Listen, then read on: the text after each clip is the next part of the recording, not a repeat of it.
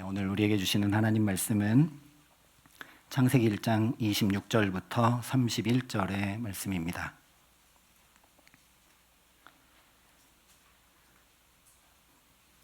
창세기 1장 26절부터 31절 말씀을 봉독해 드리겠습니다. 하나님의 말씀입니다. 하나님이 이르시되 우리의 형상을 따라 우리의 모양대로 우리가 사람을 만들고 그들로 바다의 물고기와 하늘의 새와 가축과 온 땅과 땅에 기는 모든 것을 다스리게 하자 하시고, 하나님이 자기 형상 곧 하나님의 형상대로 사람을 창조하시되 남자와 여자를 창조하시고, 하나님이 그들에게 복을 주시며 하나님이 그들에게 이르시되 생육하고 번성하여 땅에 충만하라. 땅을 정복하라. 바다의 물고기와 하늘의 새와 땅에 움직이는 모든 생물을 다스리라 하시니라. 하나님이 이르시되 내가 온 지면의 씨 맺는 모든 채소와 씨 가진 열매 맺는 모든 나무를 너희에게 주노니 너희의 먹을 거리가 되리라. 또 땅의 모든 짐승과 하늘의 모든 새와 생명이 있어 땅에 기는 모든 것에게는 내가 모든 푸른 풀을 먹을 거리로 주노라 하시니 그대로 되니라. 하나님이 지으신 그 모든 것을 보시니 보시기에 심히 좋았더라. 저녁이 되고 아침이 되니 이는 여섯째 날이니라. 아멘. 이 시간 영광의 회복이라는 제하의 말씀 우리 음동성 목사님 전해주실 때 많은 은혜 받으시기 바랍니다.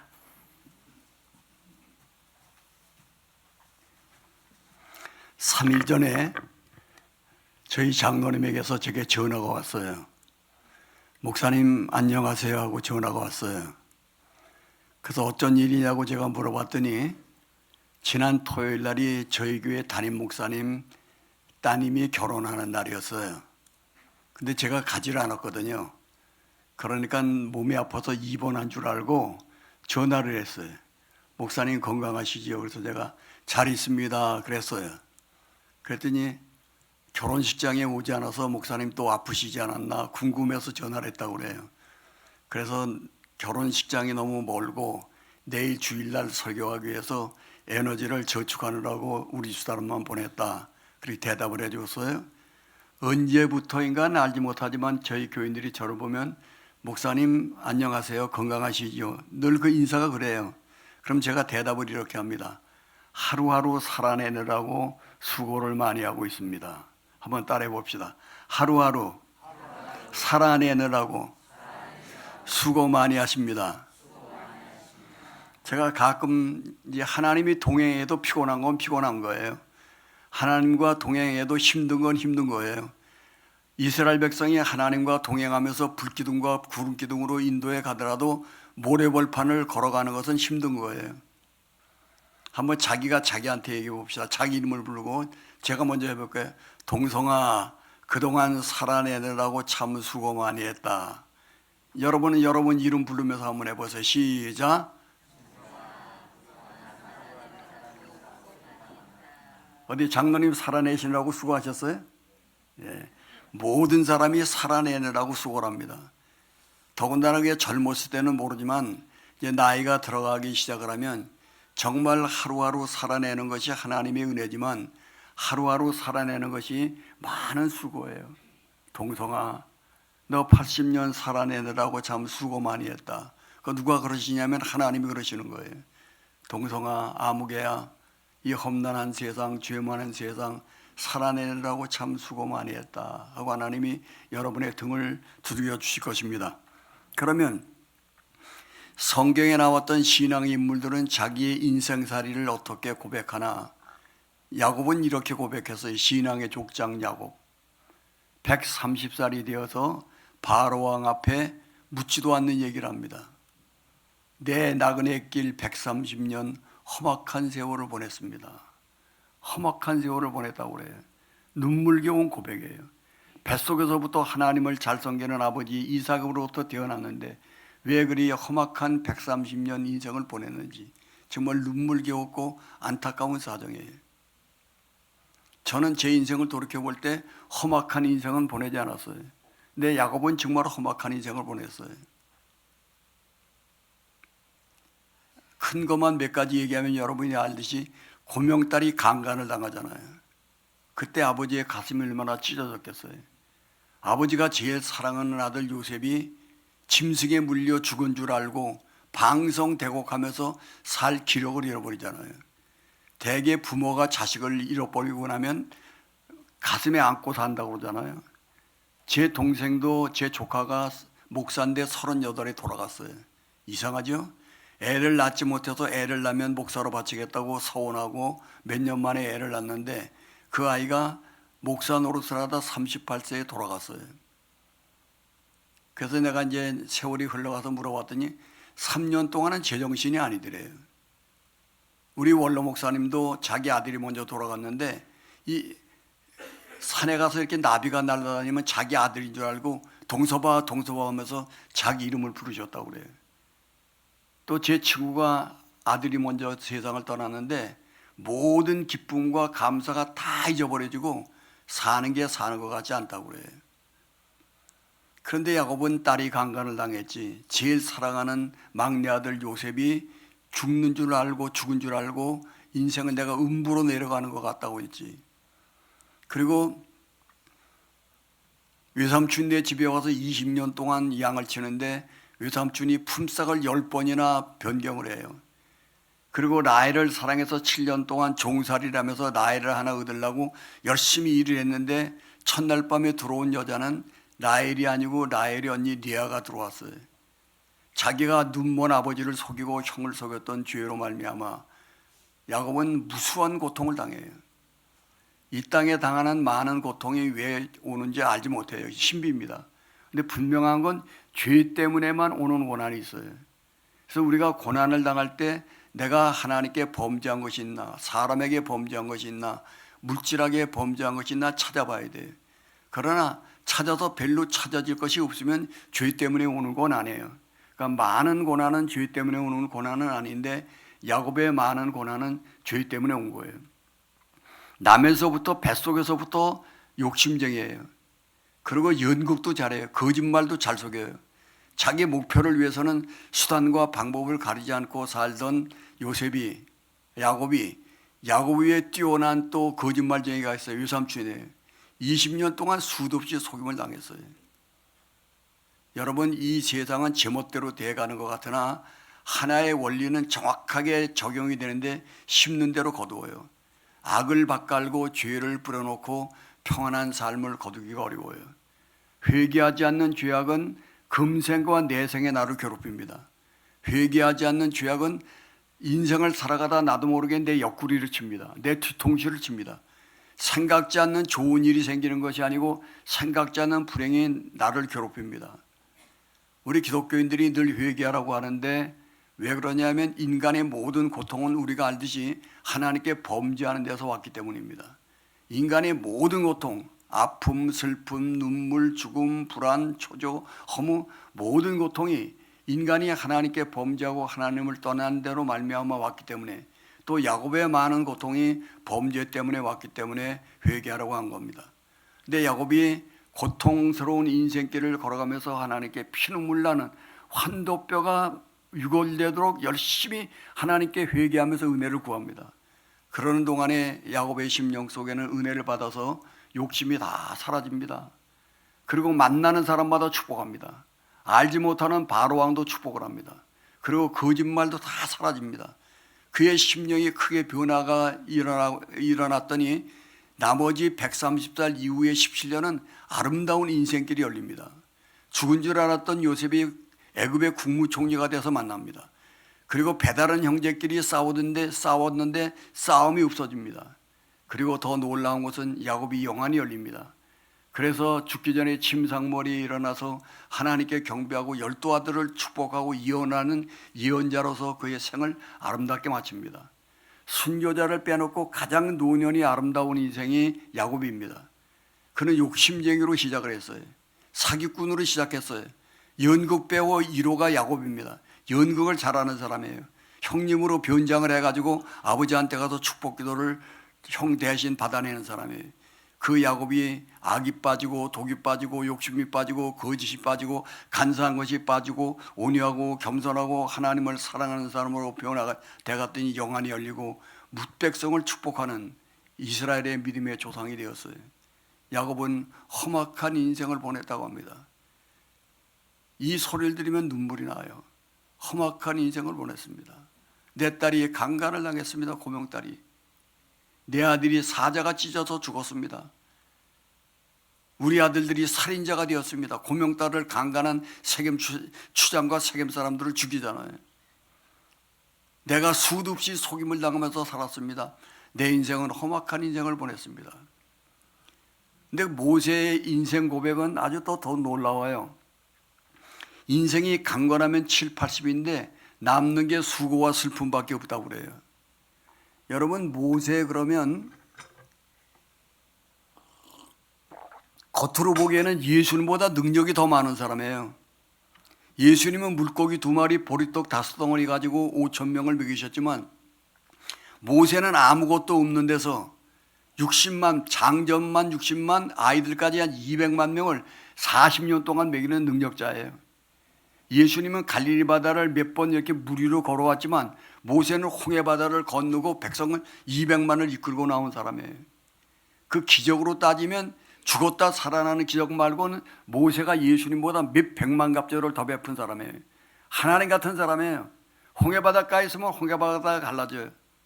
물이 없으면 반석을 때리면 세계 최고로 좋은 1급 생수가 터져 나와요. 놀라운 사람 아니에요? 근데 그분이 이런 고백을 합니다. 나이 들어서 내 인생은 수고와 슬픔뿐 인생이었다. 이 고백을 들으면 눈물이 나요. 물어보고 싶어요. 하나님 같은 모세님, 지구가 생긴 이래 가장 기적과 능력을 많이 베푼 모세 선생님, 어찌 당신의 인생은 슬프고 슬픔과 고통뿐이었다고 고백을 하냐고. 그랬더니 모세가 이렇게 얘기를 합니다.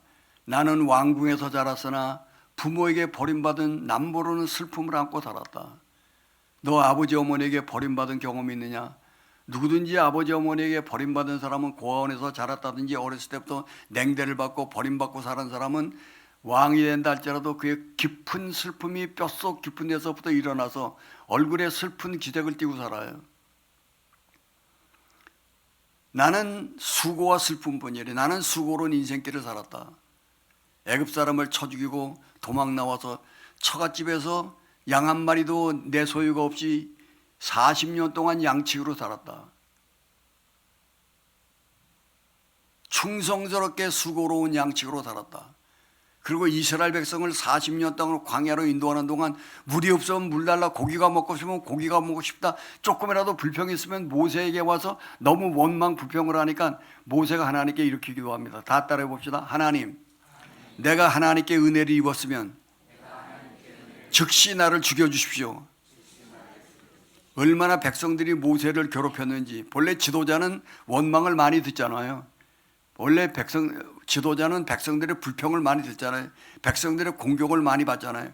모세는 그 공격과 원망과 불평이 얼마나 심했든지 하나님, 내가 하나님께 은혜를 입었으면 즉시 나를 죽여달라고 참 수고롭고 슬픈 인생을 살았다고 모세가 고백합니다. 제가 그 고백을 들으면서 내 고백을 해봅니다. 나는 슬픈 인생을 살지는 않았어요. 근데 저도 수고로운 인생을 살았습니다. 아마 여러분들도 지구상에서 태어난 모든 인생은 나자마자 죽는 사람 빼놓고 나이가 70 이상 된 사람은 전부 수고로운 인생길을 살았을 거예요. 공부하는 것도 수고스러운 것이고 밥을 벌어 먹여 살리느라고 수고스러운 것이고 하여튼 인생 사는 건 수고로워요. 수고하지 않고 또 얻는 기쁨도 없어요. 어쨌든 모세는 수고와 슬픔뿐이라고 그래요. 하지만 하나님을 잘 섬기면 할렐루야, 아멘, 감사합니다. 내 인생은 감사가 충만하고 기쁨이 충만합니다. 할렐루야, 그러질 않아요. 모세처럼 하나님의 영광을 체험한 사람이 어디 있어요? 모세처럼 하나님과 대면하고 얘기한 사람이 어디 있어요? 근데 나는 하나님과 대면해서 얘기하고 하나님의 기적을 매일매일 베푸는 능력자라, 할렐루야, 감사합니다, 하나님께 영광을 돌립니다, 나는 기쁘고 찬양한다. 모세가 그러질 않았어요. 하나님이 함께하는 건 사실인데, 그것도 고마운 건 사실인데 내 인생은 슬픔의 인생이다. 내 인생은 고통의 인생이다. 그렇게 정직한 고백을 합니다. 난 가끔 가다가 그 성도들이나 목사님 중에 믿음에 좋은 사람들이 믿음의 고백을 하는 것이 어떨 때는 내 마음에 거슬릴 때가 있어요. 저도 그것 때문에 우리 집사람하고 좀 다퉜어요. 제가 이거 갑상선 암이 걸려갖고 임파까지 전이가 돼서 그 수술을 했거든요. 그러니까 이제 고통이 통증이 오더라고요. 근데 우리 사람은 아프다고 그러지 말고 자꾸 하나님께 감사하고 찬양하고 설교할 때도 감사하고 찬양하라고 그래요. 교인들이 힘들어서 왔는데 목사도 아프다 그러면 교인이 맥이 빠지니까 감사하고 찬양한다는 소리를 하라고 그래요. 그래서 내가 야, 아픈데 어떻게 감사를 하냐? 통증이 나는데 어떻게 감사를 하냐? 어떻게 암 수술하고 감사하냐? 지난날에 주신 은혜는 감사할 수 있다. 지난날에 만극한 은혜를 주셨으니까. 근데 지금 아픈 건 아픈 거다. 근데 어떻게 아픈 걸 감사하냐? 미친 사람이 아니고 앞으로 합동해서 선을 이룰 줄은 모른다. 그런데 지금 아픈 건 아픈 거다. 모세가 아무리 하나님의 영광이 드러나고 기적이 드러나고 하나님과 대면해서 얘기한다 할지라도 수고로운 거고 슬픈 건 슬픈 거예요. 어제 저희 교회 상이 둘이 났어요. 장로님 모친이 돌아가시고 집사님 부친이 돌아가시고 제 후배 목사님이 암이 온몸에 퍼져갖고 6개월밖에 못 산다고 그러는데 제가 떠난 날 전화가 왔어요. 이제 지금 병원에 있는데 목사님 생이 며칠 안 남은 것 같다고. 근데 그 친구가 6개월 전에 이제 암이 온몸에 퍼졌다고 저를 찾아와서 밥을 잘 먹고 웃고 기뻐요. 그래서 너 어떻게 웃고 기쁘냐 그랬더니 목사님 다 났어요 그러더라고. 할렐루야 그러더라고. 그래서 이게 진짜 다 난 건지 이게 믿음으로 거짓말을 하는 건지 도대체 알 수가 없어요. 그래서 한참 얘기하다가 정말 다 났니 그랬더니 통증이 하도 심한데 병원에서 주는 그 약을 먹었더니 그 통증이 갖춰지니까 다 난 것 같은 느낌이 들어오더래요.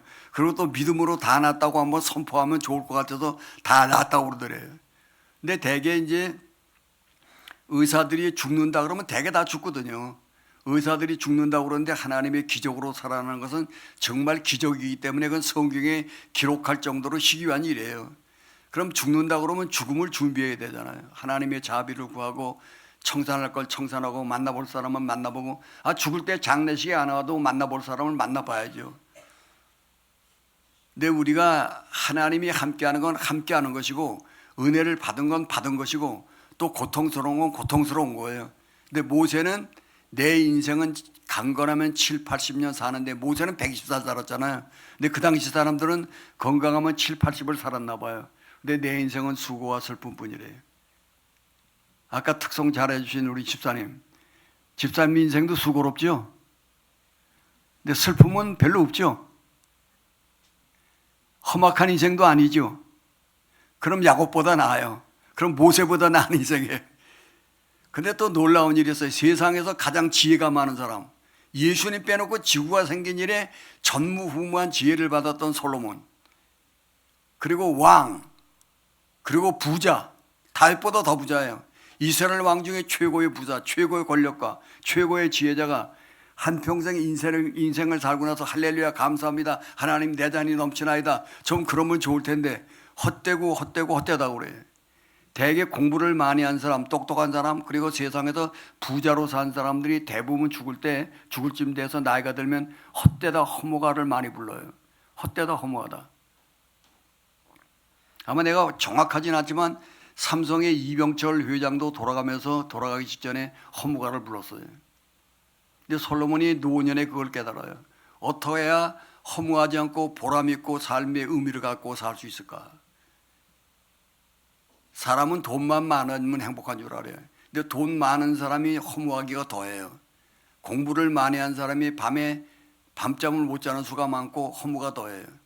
허무하지 않으려고 그러면 하나님을 경외하고 선을 행해야 돼요. 우리가 하나님께 가져갈 금생과 내생의 멸류관이 선을 행하는 거예요. 하나님을 경외하고 좋은 일을 많이 행하고 예수의 이름으로 사랑을 베풀을 때 인생은 거기서 보람이 있고 의미가 있고 하나님께 받을 멸류관이 있어요. 여러분 보람 있게 살기를 원하세요? 그러면 큰 봉사를 하지 말고 내가 먼저 인사하고 내가 먼저 웃고 내가 먼저 냉수 한 그릇이라도 커피 한 잔으로 대접하는 이렇게 봉사하는 인생을 살면은 삶의 의미가 있고 보람이 있어요. 근데 성경에 나타난 모든 사람, 우리의 삶 자체도 수수께끼예요. 인생은 한마디로 정의할 수가 없어요. 그런데 가장 수수께끼 같은 인물이 욥이에요. 욥은 하나님이 의인이라고 그랬어요. 사람들도 동방의 의인이라고 그래요. 근데 이유 없는 고난이 막 몰아치잖아요. 재산이 다 날아가고 자식들이 다 죽고 몸속에는 병이 생기고 아내는 하나님을 저주하고 떠나라고 그러지, 그냥 엎친 데 격핑격으로 그냥 환란이 계속 몰아와요. 그리고 욥의 친구들은 와서 네가 죄 지어서 그러니까 회개하라고 계속 욥을 들볶아요. 그런데 성경은 뭐라고 얘기하냐? 욥의 고난은 이유를 하나님이 밝히질 않아요. 죄 때문에 오는 고난이 아니에요. 이유는 밝히지 않아요. 근데 놀라운 것은 그 무정한 고통 가운데서도 욥은 계속 하나님과 쟁론하는 거예요. 계속 하나님과 씨름하는 거예요. 인간의 대부분의 고난은 이유를 모르는 고난이에요. 죄 때문에 오는 고난은 조금 있으나 대개 고난은 이유가 모르는 고난이에요.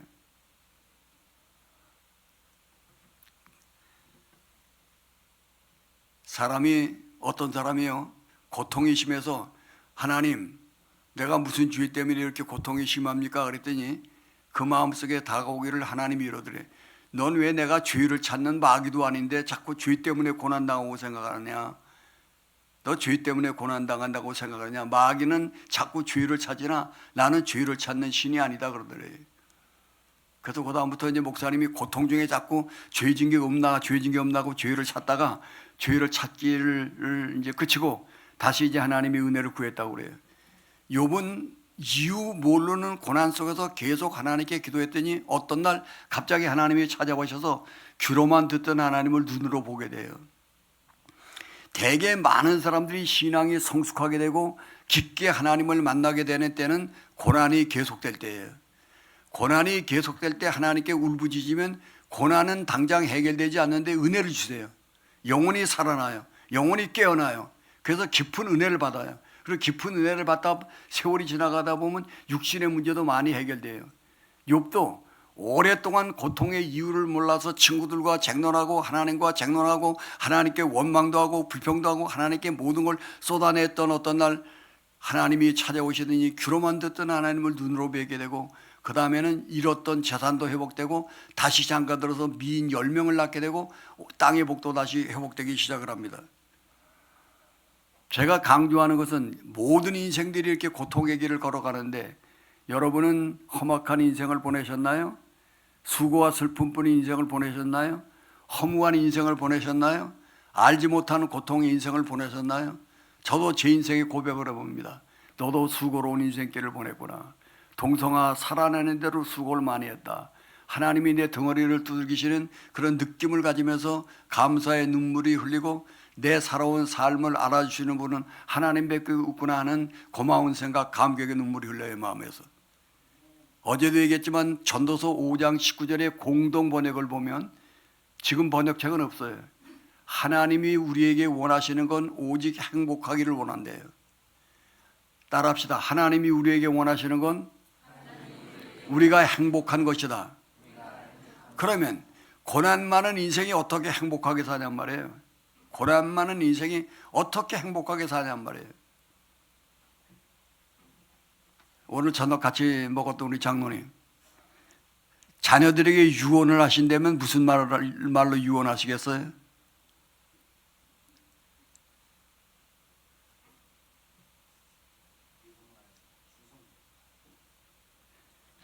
신 목사님은 만약에 유언하려면 뭐 유언하겠어요?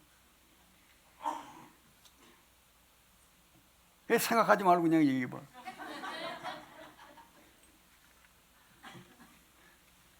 저는 뭐 정신이 또렷또렷할 때나 죽을 때나 유언은 딱 한 가지. 예수 잘 믿어라. 모든 지구상의 동서남북을 막론하고 예수를 사랑했던 사람은 유언할 때 예수 잘 믿어라는 한마디 유언을 해요. 근데 예수 잘 믿는 게 뭔데 예수 잘 믿으라고 하나요? 뭔지는 잘 모르지만 예수 잘 믿어야 행복할 것 같아. 뭔지 잘 모르지만 예수 잘 믿어야 금생과 내생이 살 것 같아. 뭔지 모르지만 예수를 잘 믿어야 그래도 험악한 인생 하나님의 보호를 받고 은혜를 받고 사람다운 삶을 살 것 같으니까 모든 사람이 그냥 나도 모르게 예수 잘 믿어라, 예수 잘 믿어 그래요. 우리 집사람도 아들 볼 적마다 예수 잘 믿으라고 그래요. 내 엄마의 소원은 너 예수 잘 믿는 것밖에 소원이 없다 그래요. 그걸 우리는 다른 말로 이렇게 얘기합니다. 하나님의 영광을 위해서 살아라. 인간의 제일 되는 목적이 뭐냐? 영원토록 하나님을 즐거워하고 기뻐하는 거라 그러는데, 다른 말로 얘기하면 인생의 제일 되는 목적은 하나님의 영광을 위한 거예요. 그래서 주기도문 어제 얘기했지만 주기도문의 첫 번째 기도가 하나님께 영광을 돌리는 사람, 하나님께 기쁨을 돌리는 사람, 하나님의 이름을 거룩히 여기는 사람이 되게 해달라는 게 예수님이 가르친 첫 번째 기도예요. 이사야서 43장에 보면 하나님이 하나님의 영광을 위해서 여러분과 나를 창조했대요. 근데 제 친구 목사님이 계시는데 한번 얘기하다 이런 얘기를 하더라고요. 자기가 성경을 읽을 때, 주기도문을 외울 때 좀 이해가 안 되고 어떨 때는 화가 날 때가 있대. 무슨 하나님이 하나님의 영광을 위해서 인간을 창조했다고 그러니? 우리가 내 아들을 낳아놓고 너 내 영광을 위해서, 아버지 영광을 위해서 너를 낳아놓고 너를 기르니 너 내 영광을 위해서 살라. 그런 아버지 없잖아요. 너는 네 인생 행복하게 살라. 그렇게 아버지가, 육신의 아버지도 얘기하는데, 하나님은 인간을 만들어 놓고 하나님의 영광을 위해서 살아라, 하나님을 기쁘시게 하기 위해서 살아라. 그 도대체 자기는 이해가 안 가는데 짜증이 나는데 어떨 때는. 그래서 주기도문 외울 적마다 짜증이 나는데. 근데 그 얘기를 들으니까 저도 옛날에 그럴듯해요. 저는 뭐 그렇게 짜증까지는 안 났는데, 저도 좀 뭐 외울 적마다, 주기도문 외울 적마다 뭔지 좀 꽉 잡히는 게 없어요. 근데 이제 세월이 지나가다 보면 깨닫게 되었어요. 왜 하나님께서 하나님의 영광을 위해서 살라고 하시나? 왜 우리 부모들이 예수 잘 믿으라고 그러나? 왜 예수님께서 기도를 가르쳐 주실 때 이름이 거룩히 여김을 받으라고 기도를 가르쳐 주셨나? 그건 작곡가의 영광은 뭡니까? 가수가 작곡가의 의도대로 노래를 불러서 히트를 하면 작곡가의 영광이 되고 가수의 영광이 되죠. 야구 감독의 영광은 뭡니까? 타자가 나가서 잘 때려주면 그것이 감독의 영광이고 타자의 영광 아니에요? 그러나 하나님의 영광은 뭐냐? 하나님의 창조 의도대로 살 때 하나님께 영광이 되고 우리에게 영광이 돼요. 그러니까 예수 잘 믿으라는 것은 하나님의 창조 의도대로 살려는 거예요. 하나님의 영광을 위해서 살려는 것은 하나님의 창조 의도대로 살려는 거예요, 쉽게 얘기하면. 그럼 도대체 창조 의도가 뭐냐? 그것이 오늘 창세기 1장 26절에서부터 30절에 나와 있어요.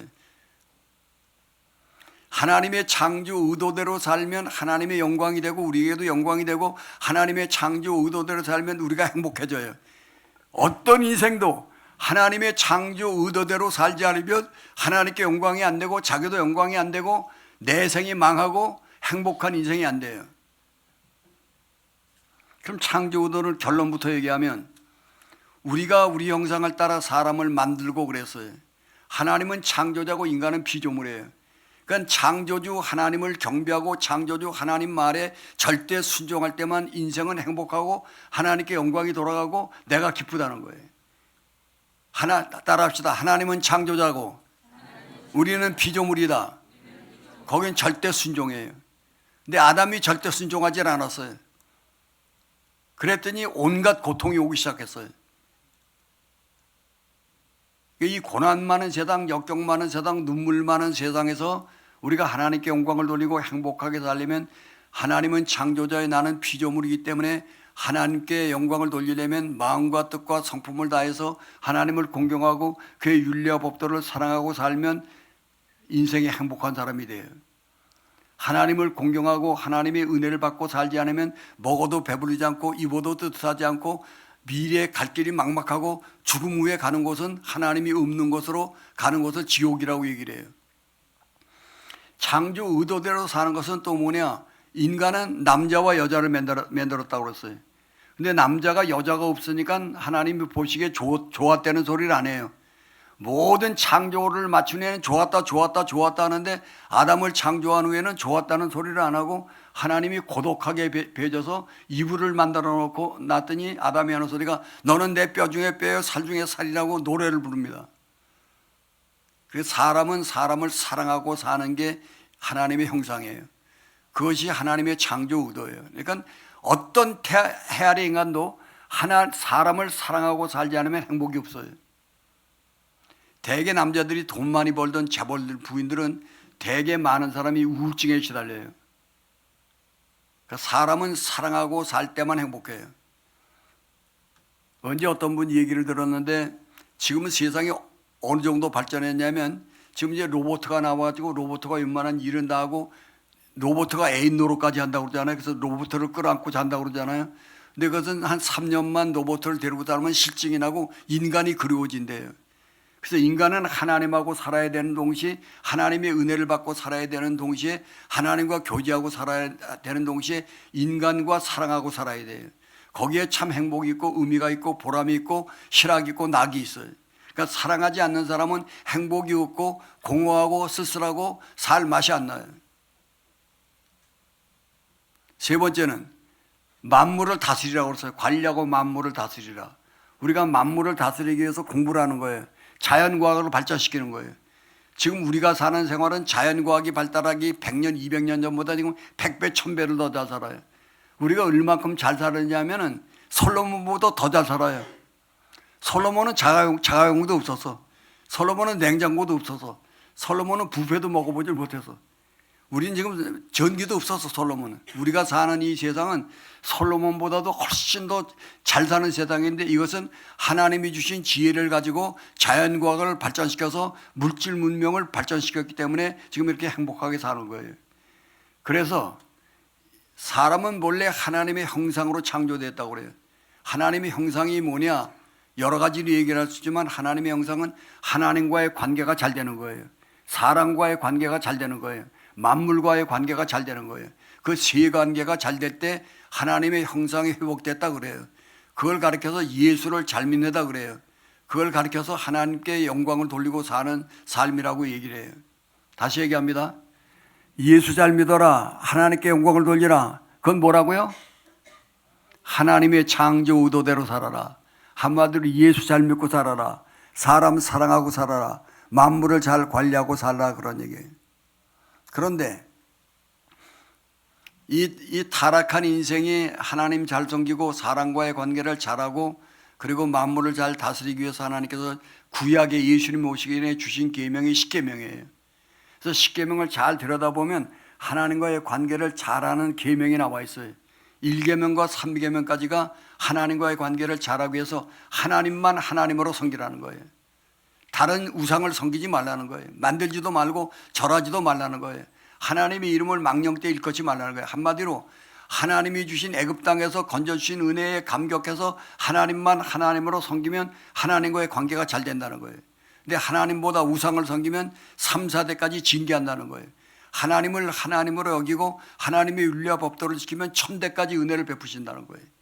그래서 하나님과의 관계를 잘 맺기 위해서 십계명을 주셨어요. 우리가 예수를 믿으면서 하나님보다 돈을 더 사랑하고 예수를 믿으면서 사람을 더 의지하면 우상 숭배하는 사람들이 받는 징계를 우리가 받아요. 우리는 사람을 의지해야 돼요. 사람을 사랑해야 돼요. 돈도 사랑해야 돼요. 그러나 돈을 귀히 여겨야 돼요. 그러나 하나님보다 돈을 더 귀히 여기면 안 돼요. 하나님보다 사람을 더 의지하면 안 돼요. 그것은 현대판 우상 숭배예요. 너희가 하나님을 하나님으로만 섬기고 하나님의 말씀을 귀중히 여기고 무게 있게 여기고 그 말씀을 잘 지켜 살면 1000대까지 은혜를 베푸신대요. 그러니까 앞으로 예수님 재림하시려면 멀고 멀었어요. 아브라함에게 모세에게 하나님 잘 섬기면 1000대까지 복을 주신다고 그러는데 하나님 잘 섬긴 사람이 하나라도 있을 거예요. 그 1000대까지 복을 받으려고 그러면 아직도 모세가 율법을 주어서 지금까지 해야 100대도 안 될 거예요. 근데 1000대까지 복을 주려면 뭐 지구가 한참 더 가야 돼요. 어쨌든 하나님을 잘 섬기고 하나님을 경외하면 하나님이 한량없는 복을 내리신다는 거예요. 어떤 영웅이라도 어떤 지혜자라도 어떤 능력자라도 하나님의 은혜가 없이는 살 수 없어요. 예수 잘 믿는다는 건 뭐냐? 하나님의 은혜가 없이는 1분도 못 산다. 하나님의 은혜가 없이는 1초도 못 산다. 나는 하나님께 은혜를 받아야만 사는 존재다 하고 하나님을 부르고 하나님을 경배하는 사람에게 하나님은 은혜를 베풀어 주세요. 하나님과 교통하는 사람으로 만들어 주세요. 두 번째, 사람과 교통을 잘하기 위해서 5계명에서부터 7계명까지 주었어요. 내 부모를 공경하라. 살인하지 말라. 간음하지 말라. 내 부모를 공경을 잘하라고 하면서 신학에는 이렇게 얘기합니다. 부모를 공경할 줄 모르는 사람은 눈에 보이지 않는 하나님도 공경 못한대요. 그리고 가정학을 전공하는 사람들에 의하면 부모를 공경 잘하는 사람은 대부분 효자래요. 그래서 아내를 사랑한대. 끔찍하게 아내를 사랑한대. 남편을 사랑한대. 근데 부모에게 대들고 공격하는 사람은 땅에서도 복을 받기 어렵고 아내고 남편을 사랑하기도 어렵다고 그래. 그래서 부모 공경 잘하는 것이 인간과의 계명 속에 귀중한 계명이에요. 그런데 부모 공경 잘못했던 사람도 하나님께 은혜를 받으면 마음이 부드러워져요. 그래서 부모를 공경하는 마음이 생겨요.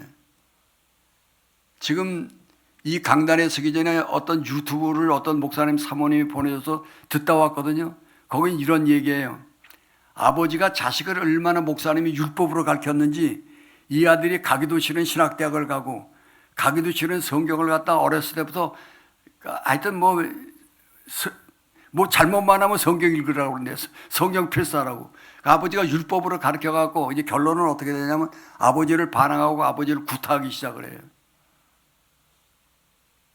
그러다가 아버지가 회개하고 나니까 아들도 변화돼서 아버지와 아들이 화목한 가정이 되었다는 그런 간증이에요.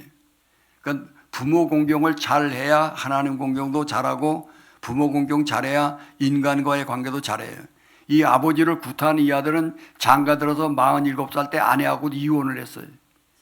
그 다음에 살인하지 말라, 간음하지 말라는 것은 뭐냐면 남의 생명과 남의 재산과 남의 정조를 귀중히 여기라는 거예요. 한마디로 얘기하면 이웃을 내 몸처럼 사랑하라는 거예요. 이웃을 내 몸처럼 사랑할 때 인간관계가 잘 돼요. 이웃을 내 몸처럼 사랑하라는 이런 얘기에 내가 배고프면 먹을 것을 찾지 않느냐. 그럼 배고픈 사람 보면 먹을 것을 줘라. 네가 더우면 에어컨이 있는 데를 찾지 않냐. 더워서 땀 흘리는 사람은 에어컨이 있는 데로 인도를 해라. 그러니까 네가 너를 사랑하듯이 이웃을 그렇게 사랑하는 사람이 되라고 예수님께서 우리에게 이웃을 내 몸처럼 사랑하라고 그랬어요. 그러니까 하나님과 인간과의 관계가 깨졌는데 인간관계를 회복시키기 위해서 부모를 공경하라. 살인하지 말라. 간음하지 말라. 남의 생명을 소중히 여겨라. 남의 정조를 소중히 여겨라. 그런 계명을 주셨어요. 그리고 물질 관계를 회복시키기 위해서 거짓말하지 말라. 탐내지 말라. 엿새 동안 열심히 일하고 안식일을 지키라. 탐내지 말고 남의 것 뺏으려고 그러지 말고 게을르지 말고 열심을 내서 일하라. 그런 물질 관계가 회복된다는 거예요. 그건 어떤 누구도 예수를 믿어도 십계명을 지키지 않으면 하나님과 사람과 만물과의 관계가 회복되지 않아요. 근데 이상한 것은 아담이 하나님과의 관계가 깨지니까는 불안이 오고 두려움이 오고 하나님의 임재가 떠나니까 사람과의 관계도 깨졌어요. 조금 전에는 내 뼈 중에 뼈요 살 중에 살이라는 아내를 보고 아내가 어떻게 맺었냐면 너 왜 선악 갖다 먹었니 그랬더니 아내의 핑계를 대요. 너는 당신이 짝지어준 여자가 먹으래서 먹었습니다 해서 아내에게 핑계를 대요. 한번 여자만 따라합시다. 남자는 다 아내 핑계대는 존재다. 뭐 자기가 기분 좋을 때는 아내로서 뭐 죽고 하늘에서 별도 따준다고 공갈로 얘기를 하지만 하나님과의 관계가 깨지고 은혜가 떨어지면 그냥 아내 핑계를 다 대는 거예요. 아까 그 부모에게 사랑을 못 받았다는 그 목사님이 아내가 아프다 그러면 그 사모님이 그러더라고요. 자기 남편은 더 아프다 그러는데 더 엄살을 피운대. 그래서 그게 남자라고 내가 그랬어요. 그러면서 자기가 엄마도 아닌데 자꾸 엄마 노릇한 것처럼 자꾸 자기를 기댄대. 그래서 내가 엄마냐고 그러면서 다퉜다고 그래요. 근데 나이가 들어가니까 불쌍해서 사모님이 그러더라고요. 나이가 들어가니까 불쌍해서 그래 내가 엄마 노릇 해주마. 그러고 나가서 개척교회를 15년 하셨는데 나가서 사모님이 돈을 벌어갖고 신랑이 진비 1억을 갚아주고 그리고 지금 1억을 모으는 중이래요. 그래 내가 엄마 노릇 해주마. 그러면서 신랑을 사랑한다고 그러더라고요. 근데 이상한 것은 아담이 하나님께 범죄했는데 사람과의 관계도 깨져요. 그 다음에 물질과의 관계도 깨져요.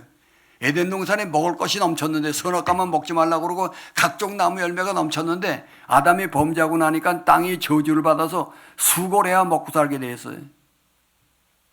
땀을 흘리면서 수고를 해야 먹고 살게 되었어요.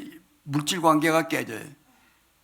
그러니까 여러분 물질 관계가 깨진 사람, 인간 관계가 깨진 사람은 하나님 관계가 깨지지 않았나를 생각하고 회개를 해야 돼요. 그래서 하나님과의 관계가 회복되면 인간과의 관계도 회복되고 물질과의 관계도 회복되는 길로 나가요. 근데 또 창세기 4장에 보면 형이 동생 잘 되는 걸 보고 동생을 시기해서 때려 죽여요. 인간관계, 사람관계가 깨져요. 근데 하나님이 가인에게 찾아와서 내 동생 아벨이 어디 있냐 그랬더니 내가 동생 지키는 사람이니까 하고 하나님께 대드니까 하나님과의 관계가 깨져요. 그러니까 사람과의 관계가 깨져도 하나님과의 관계가 깨져요. 근데 땅은 저주를 받아 열매를 맺지 못해요. 에덴 동산에는 수고하면 먹는 정도의 열매는 맺었는데 인간관계까지 깨지니까 수고해도 땅에서 소출을 내지 않는데요. 그래서 인간관계가 깨지면 되는 일이 없다는 거예요. 하나님과의 관계도 깨지고 인간과의 관계도 깨지고 물질은 되는 일이 없어서 요새로 얘기하면 먹을 것이 없고 막막한 자리로 나간다는 거예요. 근데 또 출애굽기에 보면 광야에서 먹을 게 없으니까 또 물질과의 관계가 깨지니까 모세를 원망해요. 사람과의 관계가 깨져요. 또 하나님을 원망해요. 또 하나님과의 관계가 깨져요. 그러니까 한마디로 하나님의 형상이라고 하는 것은 하나님과 사람과 물질과의 관계가 잘 되는 것인데 그 중에 한 가지 관계만 깨지면 다른 두 가지 관계도 자동적으로 깨지게 되어 있어요. 그래서 하나님을 잘 섬긴다는 것은 하나님과의 관계가 잘 되고 사람과의 관계가 잘 되고 물질과의 관계가 잘 되는 것을 하나님을 잘 섬기는 것이라고 그러고 그것을 천국을 맛본다고 그러고 천국을 누린다고 그러고 그것을 다른 말로 행복하다고 얘기를 해요. 근데 문제는 뭐가 문제냐? 인간이 타락한 존재라 십계명을 잘 못 지켜요. 하나님만 공경하기도 어렵고 조금만 어려우면 조금만 화딱지가 나면 금송아지 섬겨요.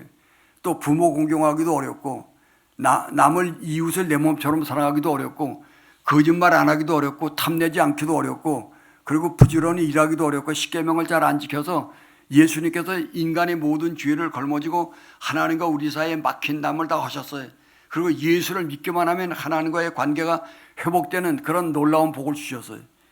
그래서 예수를 통해서 누구든지 하나님과 막힌 담이 헐어지고 하나님의 은혜가 폭포수처럼 우리에게 임하는 은혜의 문을 열어주셨어요. 그래서 그 하나님과의 막힌 담이 예수를 믿어서 헐고 은혜의 문이 열려서 은혜의 문이 열리면 사랑과도 은혜의 문이 열려가요. 하나님과의 관계가 잘 되면. 그럼 물질과의 관계 문도 잘 열려요. 근데 시간이 많이 갔으므로 이제 정절합니다. 오늘은 은혜되는 설교보다 이제 교리적인 설교인데요. 하나님을 잘 알기 위해서 우리가 하는 게 두 가지예요. 하나님에 대해서 공부하는 걸 신학이라고 얘기해요. 그리고 하나님에 대해서 아는 것을 성경 공부라고 그래요. 근데 하나님을 잘 아는 건 어떻게 잘 아느냐? 성령이 임해야 잘 알아요. 여러분 하나님을 아는 게 영생이에요. 나는 하나님을 알기를 원한다고 그래요. 그러기 위해서 여러분은 성경을 열심히 배워야 돼요. 근데 성경을 배우기만 해도 성경 말씀을 지키는 게 목적인데 지키려면 성신 충만함을 받아야 돼요. 그리고 성경을 더 잘하려면 신학까지 배우면 좋아요. 그래서 하나님을 알기 위해서 배우는 것이 신학이고 하나님을 알기 위해서 배우는 게 성경 공부고 성경 공부를 머리로만 알면은 그 바리새인이 돼요. 그걸 실천하는 것이 성령의 충만함이라고 그래요. 인간을 더 잘 알고 인간을 사랑하려고 배우는 것을 인문사회과학이라고 그래요. 심리학을 배우고 사회학을 배우고 국문학을 배우고 역사를 배우고 근데 사람은 그런 공부를 안 해도 사람을 사랑하다 보면 사람을 알게 돼요. 그러니까 사람을 알게 되면 사람을 사랑하게 돼요. 그 다음에 자연을 발전시키고 다스리기 위해서 공부하는 학문을 자연과학이라고 그래요. 자연과학을 열심히 공부하고 또 우리는 자연과학을 좀 열심히 공부 못한다 할지라도 하나님의 마음으로 열심히 일을 하게 되면 만물을 다스리는 권세를 주어요. 그래서 산다고 하는 건 뭐냐? 열심히 하나님을 공경한다는 거예요. 그래서 하나님을 공경하지 않는 삶은 살았으나 죽은 삶이에요. 산다는 건 뭐냐? 끊임없이 사랑하는 것이 산 삶이에요. 사랑하지 않는 삶은 죽은 삶이에요. 산다는 건 뭐냐? 열심히 공부하고 열심히 배우는 게 산 삶이에요. 나이가 많아가는 사람도 나이가 많아갈수록 하나님을 더 잘 공경해야 돼요. 나이가 많아갈수록 적어도 아내에게도 가족에게도 고맙다 사랑합니다 하는 사랑의 표현을 하고 사랑해야 돼요. 나이가 많아도 정신이 있는 날 동안 공부하고 건강이 있는 날 동안 몸을 움직여야 돼요. 한번 따라합시다. 산다는 것은 하나님을 공경하는 것이다. 산다는 것은 사랑한다는 것이다. 산다는 것은 배우고 일한다는 것이다. 하나님의 영광을 회복하려면 그러니까 열심히 하나님을 공경하고 성령의 충만함을 받아서 하나님께 받은 사랑으로 열심히 사랑하고 하나님께 받은 지혜를 가지고 열심히 일하고 열심히 공부하고 열심히 살아가는 것이 하나님의 영광을 회복시키는 길입니다. 사랑하는 성도 여러분, 고생 많은 인생길을 살아오시느라고 수고 많으셨어요. 하나님도 여러분을 수고했다고 여러분의 등을 두들겨 주실 것입니다. 여기서 하나님은 행복하게 살기를 원하시는 것이 하나님의 뜻입니다. 우리는 행복해야 됩니다. 그러기 위해서 하나님의 은혜를 구하세요. 성령의 충만함을 구하세요. 성령이 충만해지면 하나님을 기뻐하고 하나님을 섬기는 것이 자랑이 됩니다. 그래서 성령은 지혜와 총명의 신, 모략과 재능의 신, 지식과 여호와를 경외하는 신이 임하면 하나님을 경외하는 것으로 기쁨을 삼는다고 그랬어요. 주여 성령 충만함을 주셔서 하나님을 경외하는 것이 기쁨이 되고 즐거움이 되고 최고의 행복이 되게 해주십시오. 주여 성령 충만해서 하나님의 사랑이 넘쳐서 사랑하는 것이 내 삶의 목표가 되게 해주십시오. 아내를 사랑하고 가족을 사랑하고 이웃을 사랑하고 내게 준 사람을 사랑할 수 있는 사랑의 사람이 되게 해주십시오. 하나님, 당신의 신이 충만해서 예수님처럼 부지런히 일하고 산다는 것은 배운다는 것이니 숨 녹아는 순간까지 진리를 배우는 복된 사람이 되어서 고난 많은 세상이지만 하나님과 동행하며 행복하게 살아가는 은혜가 있기를 귀하신 주님의 이름으로 축원합니다. 기도합시다. 자비하신 아버지, 고난 많은 인생길이지만 어쩌다가 예수를 믿어서 하나님과의 관계가 회복되게 하신 것을 감사합니다. 나밖에 모르고 살던 인생이지만 하나님의 사랑에 감흥되어서 조금이라도 사랑을 실천하면서 아내에게 감사하고 자식들에게 감사하고 부모에게 감사하고 교회에 감사하고 이웃에게 감사하고 냉수한 것이라도 대접할 수 있는 사랑의 사람으로 조금씩 변화시켜 주신 것을 감사합니다. 사랑을 떠나서는 행복과 보람이 없사오니 사랑의 승리자가 되게 하시고 사랑의 부자가 될 수 있도록 사랑의 영을 물붓듯이 부어주십시오. 산다고 하는 것은 일한다는 것이요, 산다고 하는 것은 배운다는 것인데 살아있는 날 동안 일할 수 있는 일감을 주시고 살아있는 날 동안 열심히 진리를 탐구하고 배워가는 아버지의 백성 될 수 있도록 우리 모두를 축복하여 주시기를 귀하신 주님의 이름으로 감사하고 기도하고 축원하옵나이다. 아멘.